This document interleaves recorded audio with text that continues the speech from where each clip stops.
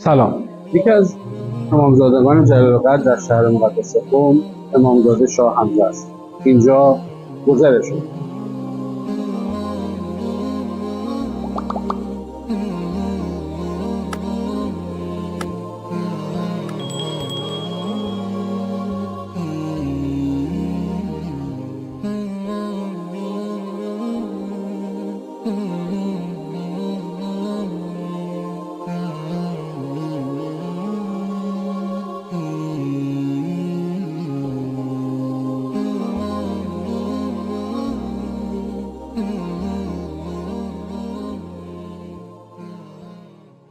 حضرت حمزه علیه السلام با 6 واسطه با آقا امام کاظم علیه السلام میرسه. در بزرگوارشون حضرت ابو عبدالله حسین ملقب به ناقوسه در همین مکان به خاک سپرده شدن و یکی از نکات زیبایی که میتونم بیان بکنم حول محور این مکان مقدس اینه که در کتب تاریخی قم نقل شده اگر مشکلی، گرفتاری یا دعاوی بین افراد به وجود میومد که نمیتونستن حلش بکنن، اون دو طرف دعوا میومدن به این مکان مقدس کنار مسجد نورانی امامزاده حمزه و قسم یاد میکردن و شخصی که اهل کذب بود و اهل دروغ بود پاش رو توی این مکان نمیگذاشت و اون مشکل و اون گرفتاری برطرف شد. که انه صحن سرای آقا ابوالفضل عباس در کربلای معلی که از قدیم نقل شده و همه به عینه دیدند و لمس کردند که بزرگترین دعواها و مشکلات در کنار مسجد نورانی باب الحوائج ابوالفضل عباس